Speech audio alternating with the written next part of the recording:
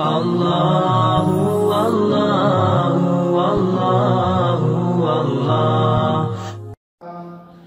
خصوصا على سيد الرسل وخاتم الأنبياء وعلى آله وأصحابه نجوم الهدى. أما بعد فأعوذ بالله من الشيطان الرجيم. بسم الله الرحمن الرحيم. إنا أعطيناك الكوثر فصل لربك وانحر إن شانئك هو الأبتر. صدق اللہ العظیم. سورہ کوثر قرآن حکیم کی سب سے مختصر سورت ہے. پڑھنے میں ہر بندے کو آسانی سے یاد ہو جاتی ہے. ہر مرد عورت سورہ کوثر کو پڑھتا بھی ہے اور سمجھتا بھی ہے. سورہ کوثر کی تشریح آج مقصود ہے.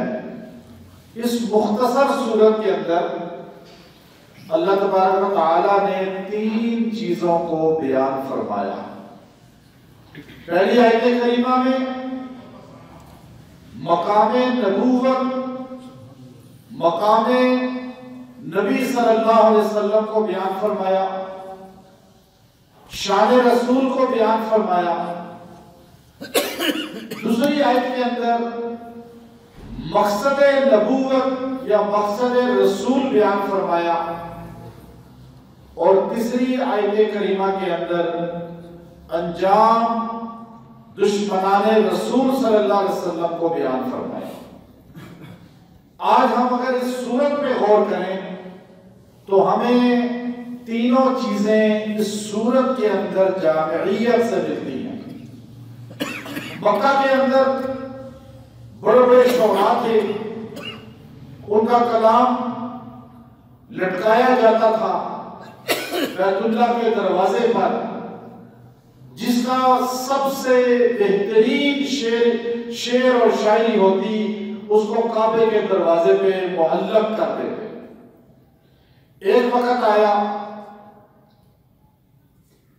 تو 7 بڑے شاعر تھے، ان کا کلام آپس میں مقابلے میں برابر ہو گیا تو ساروں کے قصیدوں کو بیت اللہ کے دروازے پہ لٹکا دیا گیا. اسے سبع معلقہ کے نام سے ہمارے مدارس میں پڑھایا بھی جاتا ہے. جب حضور علیہ السلام پہ آیتیں اترتی رہی تو مختلف شعراء کے کلام اس وجہ سے اتارتے رہے مکہ کے مشرک کہ یہ آیت وزن میں اس شعر کو منسوخ اور ختم کرتی ہے. لیکن ایک شاعر ایسا تھا عرب کا، جیسے ہمارے پاکستان میں مشرق میں علامہ اقبال کو پذیرائی حاصل ہے. مکہ کی سرزمین، عرب کی سرزمین میں امرؤ القیس کو وہ عزت اور پذیرائی حاصل تھی کہ عرب کے لوگ امرؤ القیس کے اشعار عام طور پہ پڑھتے تھے اور سنتے تھے. خود رسول اللہ صلی اللہ علیہ وسلم کا فرمان ہے کہ امرؤ القیس تو آپ سے پہلے مر گیا تھا، لیکن آپ کا فرمان ہے کہ یہ وہ شاعر تھا جس کا دل کافر تھا لیکن زبان مومن تھی. شعر بڑے اچھے بولتا تھا، اس کا قصیدہ لٹک رہا تھا نبی علیہ السلام کی نبوت سے پہلے سے. اس کی بہن زندہ تھی. جب حضور علیہ السلام پہ سورہ کوثر نازل ہوئی تو ایک شاعر غار میں بیٹھا ہوا تھا، وہاں بھی اس کو جا کر یہ سورہ کوثر اس کا شاگرد مختلف شعر لکھ کر اس کو غار میں دیتا تھا، وہ تصحیح کر کے اس کو دیتا تھا. جب سورہ کوثر نازل ہوئی تو آپ صلی اللہ علیہ وسلم نے اس کو پڑھا تو اس شاگرد نے اپنے استاد کو کاغذ پہ لکھ کر جب سورہ کوثر دی اور اس طرح لکھوا کر اندر بھیجی تو اس نے اس کے نیچے ایک جملہ لکھ کر واپس کرتے ہوئے کہا کہ تو شاگرد میرا ہے، لیکن ایک بات میں لکھ رہا ہوں کہ ما ھذا قول البشر، یہ تیرا کلام نہیں ہو سکتا، یہ تیرا شعر و شاعری والا لہجہ نہیں ہو سکتا۔ میرا دل کہتا ہے گو کہ وہ لاتا عزا کا ماننے والا تھا، وہ اللہ وحدہ لا شریک کو نہیں مانتا تھا، لیکن اس نے لکھ کر باہر بھیجا ما ھذا قول البشر، یہ کسی انسان کا کلام نہیں ہے۔ سورہ کوثر میں سارے برج گرا دیے۔ نازل ہونے کا مختلف روایات ہیں، جو سب سے بڑی بہترین وجہ بنی کہ رسول اللہ صلی اللہ علیہ وسلم کو اللہ نے 4 بیٹیاں عطا فرمائیں اور آپ کو اللہ نے 3 بیٹے عطا فرمائے۔ سیدہ خدیجہ رضی اللہ تعالیٰ عنہ سے آپ کو اللہ نے سیدہ زینب عطا فرمائی، سیدہ رقیہ عطا فرمائی، سیدہ ام کلثوم عطا فرمائی اور سیدہ فاطمہ الزہرا۔ تو آپ کے 2 بیٹے عبداللہ اور طاہر یا طیب، یہ 2 لخت جگر سیدہ خدیجہ کے بدن سے ہوئے، لیکن بچپن میں انتقال فرما گئے۔ پھر آپ صلی اللہ علیہ وسلم نے 9 شادیاں کی اور ایک آپ کی زوجہ تھی ماریہ قبطیہ، مصر سے تھی، ان سے اللہ نے آپ کو ایک بیٹا عطا فرمایا، قاسم بیٹا ایک آپ کا تھا، عبداللہ جو ہے طاہر جو ہے ایک بیٹا تھے آپ کے، قاسم آپ کے بیٹے سیدہ خدیجہ سے ہوئے جن سے آپ کی کنیت ابو القاسم ہے، اور پھر آپ کے تیسرے بیٹے یہ ابراہیم پیدا ہوئے حضرت ماریہ سے، تو آپ نے ان کا نام اپنے جد امجد پر ابراہیم رکھا۔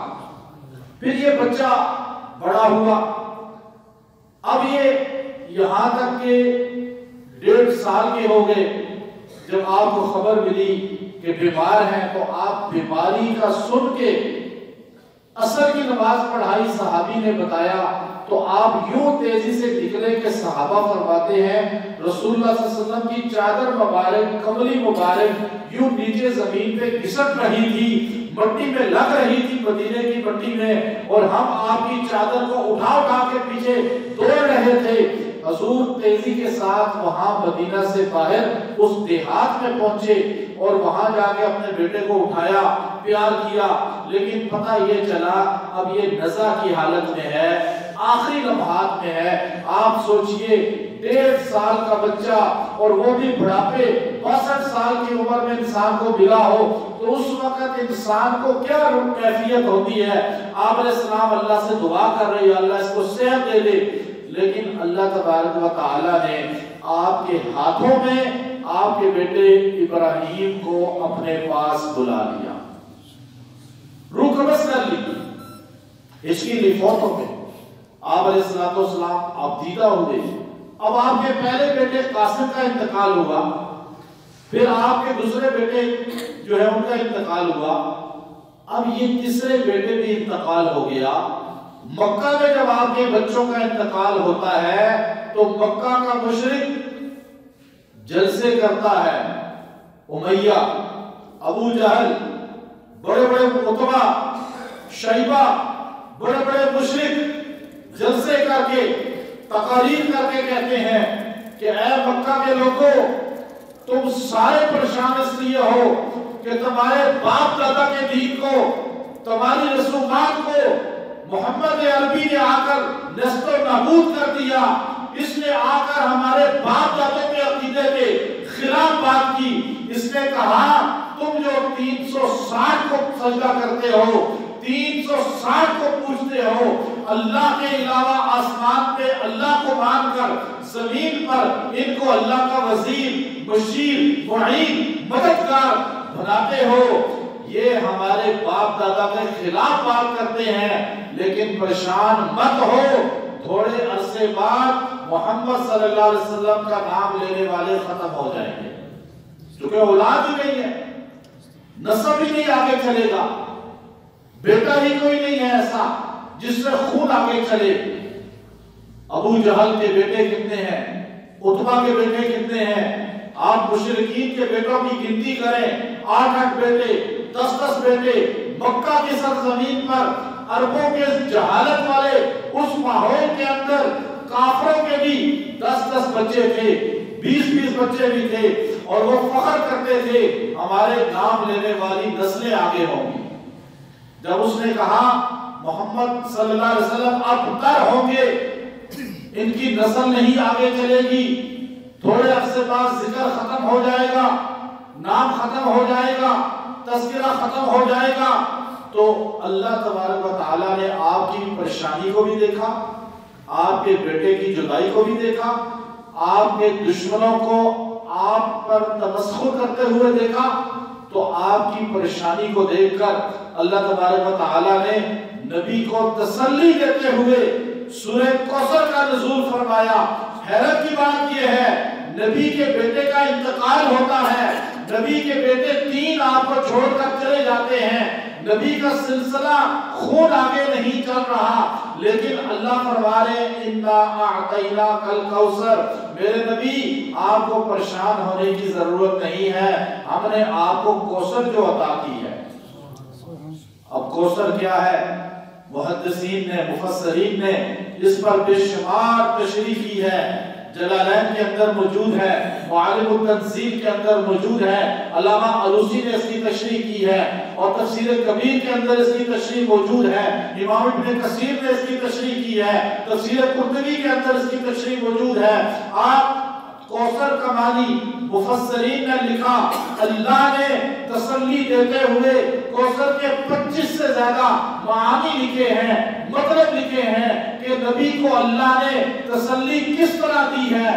آپ دیکھیے نبی پریشان ہے، نبی کا بیٹا دنیا سے چلا گیا، نبی کی اولاد میں نر اولاد نہیں ہے، پہلی تسلی یہ تھی، اللہ نے فرمایا اِنَّا أَعْطَيْنَاكَ الْكَوْثَرَ، میرے نبی آپ پریشان مت ہوں، میں نے آپ کو نہر کوثر عطا کر دی ہے، وہ کوثر جس نہر کا پانی جنت کے ہر درجے میں پہنچتا ہے، ہر نہر میں پہنچتا ہے، چاہے وہ جنت الخلد ہو، یہ جنت بری ہو، یہ جنت النعیم ہو، وہ ساری جنت الفردوس ہو، ساری جنتوں کو پانی پہنچتا ہے نہر کوثر کا۔ جنت میں جتنے نبی ہوں گے، جتنے صحابی ہوں گے، جتنے ولی ہوں گے، ہر گھر میں پانی پہنچے گا، ہر ایک کی مسکن پہ پانی پہنچے گا، لیکن وہ پانی آپ کی نہر سے جائے گا۔ ساری جنت کی نہروں کی سردار نہر آپ کو عطا کر دی۔ پھر اللہ نے فرمایا کوثر کا ایک معنی ہے، اللہ فرماتے ہیں اِنَّا أَعْطَيْنَاكَ الْكَوْثَرَ، ہم نے آپ کو کوثر عطا فرمائی۔ کوثر کا ایک معنی نہر کوثر ہے، ایک معنی حوض کوثر ہے، حشر کا میدان ہوگا، سورج سر کے اوپر سوا نیزے، بعض نے کہا یوں سوا نیزے اشراق کا وقت جو یوں سورج اٹھتا ہے، بعض نے کہا چھت کی طرح یوں اوپر ہوگا، زمین تانبے کی طرح تپش میں ہوگی، اس وقت انسان پانی کے لیے تلملائے گا، ایک گھونٹ پانی اسے میسر نہیں آئے گا، کہیں جھیل نہیں ہوگی، کہیں نہر نہیں ہوگی، پورے حشر کے میدان میں سمندر دریا نہیں ہوگا، کوئی سبیل نہیں ہوگی، کوئی پانی پینے کی جگہ نہیں ہوگی، اس حشر کے میدان میں ایک حوض ہوگا جس کا کنیکشن نہر کوثر سے ہوگا، اس حوض کا نام بھی حوض کوثر ہوگا، اور اس کا مالک محمد عربی صلی اللہ علیہ وسلم کو اللہ نے بنایا۔ اللہ نے فرمایا میرے نبی آپ پریشان کیوں ہوتے ہیں؟ حشر کے میدان میں انسان جتنے بھی سیراب ہوں گے، نبی ہوں، صحابی ہوں، امتی ہوں، وہ سارے آپ کے حوض پہ آئیں گے۔ حوض کوثر آپ کا ہے، مالک حوض کوثر آپ ہیں، آپ جس کو جام پلائیں گے وہ خوش قسمت ہوگا، جس کو حوض کوثر سے جام ملے گا اس پہ گارنٹی ہوگی کہ جنت میں جائے گا۔ تو یہ حوض کوثر ہم نے کس کو عطا کیا؟ حضرت محمد صلی اللہ علیہ وسلم کو۔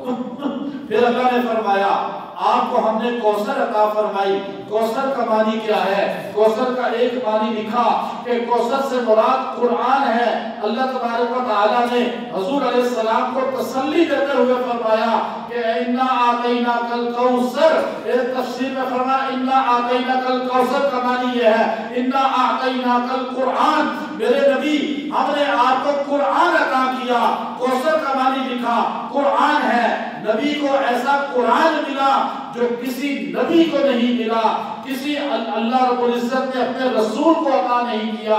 اس لیے اللہ رب العزت نے فرمایا اِنَّا آتَيْنَاكَ الْقُرْآنَ، کہ ہم نے آپ کو قرآن عطا کیا، قرآن عطا کیا۔ یا اللہ، موسیٰ علیہ السلام کو بھی کتاب ملی، عیسیٰ علیہ السلام کو بھی کتاب ملی، حضرت داؤد علیہ السلام کو بھی کتاب ملی، لیکن فرمایا وہ کتاب اللہ تھی، یہ کلام اللہ ہے۔ وہ اللہ کی کتابیں تھی، یہ اللہ کا کلام ہے۔ وہ کامل نہیں تھی، یہ کامل ہے۔ وہ بلا کے دی گئی، یہ ساتھ ساتھ جہاں نبی کے وہاں قرآن ساتھ چلتا رہا۔ نبی جہاں پہنچے قرآن وہاں پہنچا، وہاں بلایا گیا، یہاں تکمیل کی آیت اتری الیوم اکملت لکم دینکم۔ ان کسی کتاب کے اندر دین کامل کرنے کی آیت نہیں ہے۔ اللہ نے اس کو اپنی زبان سے خود بیان فرمایا، یہ کلام اللہ کا درجہ دیا۔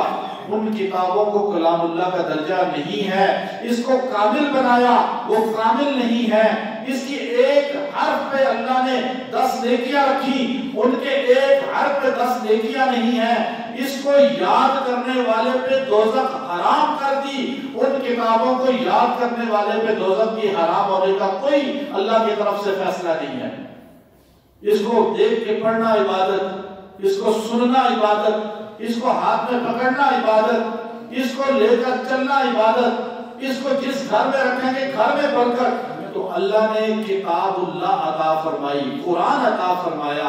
ایسا قرآن کسی کتاب، ایسی کتاب کسی امت کو نہیں ملی۔ پھر ایک میں فرمایا اِنَّا آتَيْنَاكَ الْقُرْآنَ، پھر دوسری جگہ فرمایا کہ ہم نے آپ کو کوثر عطا فرمائی ہے۔ یہ تسلی دی اللہ نے۔ تو کوثر کے ساتھ اللہ نے اس کی تشریح کی کہ ہم نے آپ کو، کوثر کا معنی ہے صحابہ عطا فرمائے۔ اب یہ اللہ صحابہ کیوں کہہ رہا ہے؟ امام قرطبی فرماتے ہیں اللہ نے بڑے تسلی والے انداز میں فرمایا میرے نبی میں نے آپ کو صحابہ عطا فرمائے۔ یہ تسلی کیا ہے؟ اس لیے کہ پہلے نبیوں کو بھی صحابہ ملے ہیں۔ قوم موسیٰ کو آپ دیکھ لیں، قوم عیسیٰ کو دیکھ لیں، قوم ابراہیم کو دیکھ لیں، قوم زکریا کو دیکھ لیں، قوم یحییٰ کو دیکھ لیں۔ آپ پہلی قوموں کو دیکھیں، یونس علیہ السلام کی قوم کے صحابہ آپ کے سامنے ہیں، انہوں نے نافرمانی کی، یونس علیہ السلام ناراض ہو کر چلے گئے۔ آپ کے سامنے حضرت زکریا کے صحابہ ہیں جنہوں نے زکریا علیہ السلام کو آرے سے خود ذبح کیا، خود ان کے جسم کے ٹکڑے کر دیے۔ آپ کے سامنے یحییٰ علیہ السلام کے صحابہ ہیں جنہوں نے پیسوں کی خاطر بادشاہ کے ساتھ مل کر اپنے ہی نبی کے گردن کو کٹوا دیا۔ آپ کے سامنے حضرت موسیٰ کے صحابہ ہیں کہ موسیٰ پیغمبر پریشانی میں آتے ہیں، اللہ کا حکم آتا ہے موسیٰ آپ آگے حملہ کریں، دشمن پر فتح آپ کو ہوگی لیکن حملہ آپ کو کرنا ہوگا، مدد اللہ کی آئے گی۔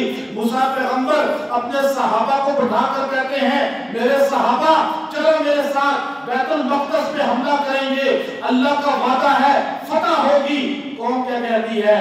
فَاذْهَبْ أَنْتَ وَرَبُّكَ فَقَاتِلَا إِنَّا هَاهُنَا قَاعِدُونَ۔ اے موسیٰ آپ اور آپ کا بھائی جا کر لڑے، ہم تو یہاں بیٹھے ہیں۔ موسیٰ علیہ السلام کی قوم انعامات کی بارشیں، لیکن آگے ساتھ چلنے کو تیار نہیں۔ لیکن یہاں پہ صحابہ رسول اللہ کے ہیں۔ آپ ان ساری امت، ساری انبیاء کی تاریخ کو سامنے رکھیں، ساروں کے صحابہ کی آپ زندگی سامنے رکھیں، لیکن جو صحابہ رسول اللہ کو ملے ہیں ایسے صحابہ آسمان و زمین میں نہیں دیکھے۔ یہاں رسول اللہ کے لیے صحابہ جانیں قربان کر رہے ہیں۔ ایک ایک صحابی رسول اللہ کے سامنے احد کے میدان میں پشت نہیں کرتا بلکہ چہرہ رسول اللہ کی طرف کر کے ہاتھ کھول کے کھڑا ہو جاتا ہے۔ جب اسے کہا جاتا کہ تو نے پشت کیوں ادھر کی؟ اس نے کہا نبی کی طرف پشت کروں گا نبی کی گستاخی ہو جائے گی۔ اور اس لمحے جب تیر چل رہے تھے ایک ایک صحابی نے اپنی کمر پہ 100 تیر کھائے، شہید ہو گئے، بچے شہید کرا دیے، رسول اللہ کے دائیں بائیں شہید ہو گئے۔ لیکن کائنات کے اندر ایک تاریخ دان، ایک تاریخ لکھنے والا، ایک رائٹر آج تک ثابت نہیں کر سکتا رسول اللہ صلی اللہ علیہ وسلم کے صحابہ میں کسی ایک نے بھی نبی کے لیے جان دینے کا ارادہ نہ کیا ہو۔ صحابہ رسول اللہ کے لیے قربان ہوتے رہے، جانیں دیتے رہے، قربانیاں دیتے رہے۔ ایسی جماعت اللہ کو کہنا پڑا قرآن کے اندر ہوا جتباکم، جیسے نبیوں کو چھانٹا ہے ایسے صحابہ کو بھی میں نے چھانٹا ہے۔ پھر ایسی جماعت کہ اللہ کو ہمیں کہنا پڑا قیامت تک آنے والے انسانوں تم جنت میں جانا چاہتے ہو تو صحابہ جیسے بن جاؤ۔ فَإِنْ آمَنُوا بِمِثْلِ مَا آمَنْتُمْ بِهِ، اگر تمہیں جنت چاہیے تو صحابہ کے دروازے پہ چلے جاؤ ورنہ جنت نہیں ملے گی۔ ایسی جماعت آپ کو دی ہے یار۔ اِنَّا آتَيْنَاكَ الْكَوْثَرَ، پھر اللہ نے فرمایا کہ میں نے آپ کو کوثر عطا فرمائی، تسلی، رفعت ذکر آپ کو عطا فرمایا۔ میرے نبی آپ کی شان اتنی بلند کر دی، آپ پریشان کیوں ہوتے ہیں؟ مکہ کا مشرک کہتا ہے آپ کی اولاد فوت ہو گئی، اولاد نرینہ، تو آپ کا ذکر ختم ہو جائے گا۔ میں عرش سے آپ کو کہہ رہا ہوں آپ کا ذکر قیامت تک رہے گا، جہاں اللہ کا ذکر ہوگا وہاں نبی کا ذکر ہوگا۔ جہاں جہاں تک اللہ کا ذکر ہے وہاں وہاں تک نبی کا ذکر ہے۔ عبادت مکمل ہو ہی نہیں سکتی جب تک اللہ کے نام کے ساتھ نبی کا ذکر نہ کیا جائے۔ کوئی عبادت مکمل نہیں ہوتی۔ کلمہ میں، نماز میں، اذان میں، دنیا میں کوئی عبادت بتائیں جب تک اللہ کے ساتھ نبی کا ذکر نہ ہو۔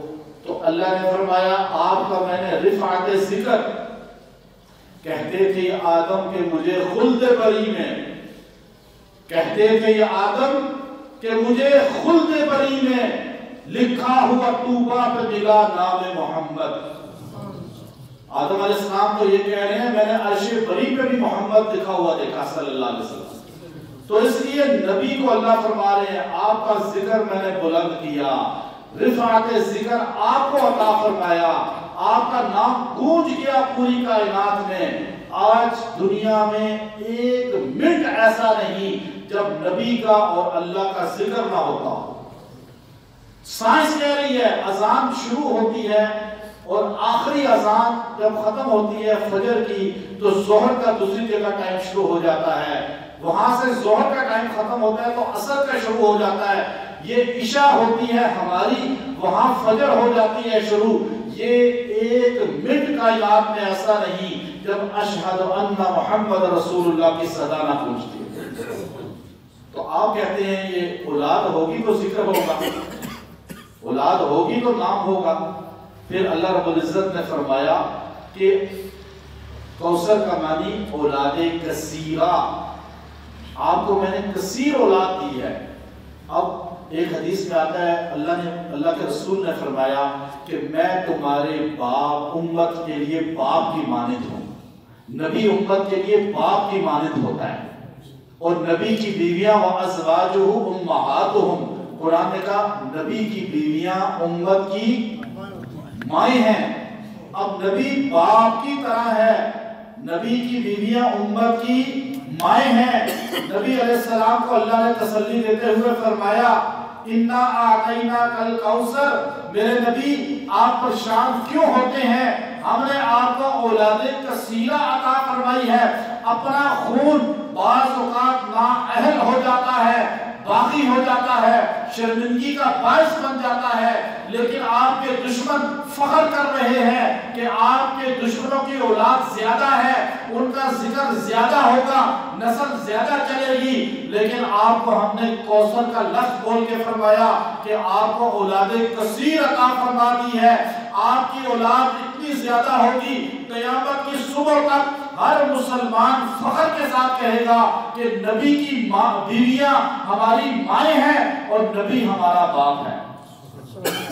ہر مسلمان فخر سے کہے گا۔ آپ حضور کی بیویوں کو اپنی ماں مانتے ہیں نہیں مانتے؟ کیونکہ قرآن نے کہا جو نبی کی بیویوں کو ماں نہیں مانتا وہ مومن ہو ہی نہیں سکتا، وہ مسلمان ہو سکتا ہے؟ آج نبی کو کہا کوثر اولاد کثیرہ کہ اولاد دفاع کرتی ہے، اولاد لڑتی ہے اپنے باپ اور اپنے دادا اور اپنے ناموں کے لیے۔ میرے نبی آپ کو ایسی اولاد دوں گا کہ آپ کے 1400 سال بعد بھی آپ کے نام کے لیے جان دینے والے اربوں ہوں گے، کروڑوں ہوں گے۔ آج دنیا میں ایک مسلمان بتا دے جو حضور کے نام کے لیے جان دینا عبادت نہ سمجھتا، ایک مسلمان بھی، چاہے وہ سیاہکار کیوں نہ ہو، بدکار کیوں نہ ہو، دین سے محروم کیوں نہ ہو، بے شک وہ نماز نہیں پڑھتا، عبادات سے دور ہے، لیکن اس کے دل میں نبی کی محبت اتنی موجود ہے کہ وہ مرد اور عورت بھی نبی کے دفاع کے لیے جان دینا سعادت سمجھتے۔ یہ اتنی بڑی اللہ نے فرمایا۔ دیکھیں اللہ نے جتنی محبت اللہ نے حضور کی اس امت کے دل میں ڈالی ہے، اتنی محبت کسی نبی کی اس کی امت کے دل میں نہیں ہے۔ آج اس امت کے ہر فرد کے اندر نبی علیہ السلام کی محبت راسخ ہے، چاہے وہ بندہ ظاہری حلیہ مومن رکھتا ہے یا نہیں رکھتا۔ دنیا کفر اسی لیے ہمارے نبی کی توہین کر کے ہمارے اس ایمانی غیرت کو للکارتی ہے کہ ان کے پاس وہ غیرت ایمانی نہیں ہے۔ ان کے نبی عیسیٰ علیہ السلام، ان کے نبی موسیٰ علیہ السلام کی شان میں اگر دنیا میں کہیں بھی گستاخی ہوگی، میں آج دعوے سے کہتا ہوں ان نبیوں کے دفاع کے لیے مسلمان تو کھڑا ہوگا، وہ کھڑے نہیں ہوں گے۔ ہم چونکہ ان نبیوں سے بھی محبت کرتے ہیں، تو اس لیے اللہ نے یہ فرمایا۔ پھر اللہ رب العزت نے فرمایا کہ میں نے آپ کو مقام محمود، کوثر کا ایک معنی مقام محمود بھی کیا ہے۔ جب ہم اذان کے بعد دعا کرتے ہیں تو مقام محمود کی، وہ مقام جو حضور کو جنت میں سب سے بلند اللہ نے عطا فرمایا، وہ مقام محمود فرمایا میرے نبی آپ کو وہ مقام جو عطا کر دیا، اس سے بڑی اور سعادت کیا ہوگی؟ اب یہ اللہ تعالیٰ تسلیاں دے رہا ہے۔ میں آگے اس میں مختصر آگے بات نہیں کرتا، ٹائم زیادہ ہو گیا ہے۔ اب یہ آیت پہلی آپ کو سمجھ آ گئی۔ ایک اس کا معنی ابن عباس رضی اللہ تعالیٰ عنہ نے کیا، کوثر کا معنی ابن عباس مفسر امت، انہوں نے فرمایا کوثر کا معنی ہے خیر کثیر، یعنی پوری دنیا کی جتنی بھلائیاں ہیں، جتنی خیریں ہیں، جتنی اچھائیاں ہیں، جتنی نعمتیں ہیں، وہ ساری رسول اللہ کی جھولی میں اللہ نے ڈال دی۔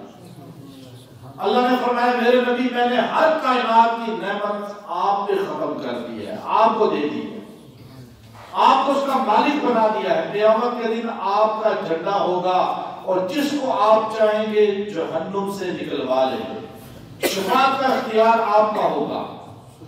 اب یہ آیت پہلی ہوگی مقام نبوت، دوسری آیت ہے مشن رسول، مشن نبوت۔ اب آپ شان رسول تو سمجھ گئے، آپ سارے مانتے ہیں شان رسول کو۔ اب شان رسول سے اگلا قدم اگلی آیت مشن رسول، حضور کا مشن کیا ہے جس کی وجہ سے خاندان دشمن ہو گیا، آپ کی برادری دشمن ہو گئی، آپ کو صادق و امین کہنے والے آپ کا مذاق اڑانے لگے، وہ مشن رسالت سورہ کوثر کی دوسری آیت میں ہے۔ کیا ہے؟ فَصَلِّ لِرَبِّكَ وَانْحَرْ، میرے نبی آپ پریشان نہ ہو، آپ یہ دو کام کریں، بس آپ کا یہ دو کام، یعنی نبی کا کام کیا ہے، نبی کا مشن کیا ہے، نبی کا مقصد کیا ہے، فَصَلِّ فصلی کا کیا معنی ہے؟ بس نماز پڑھ لربی کا، کس کے لیے؟ وانحر، اور قربانی کریں، کس کے لیے؟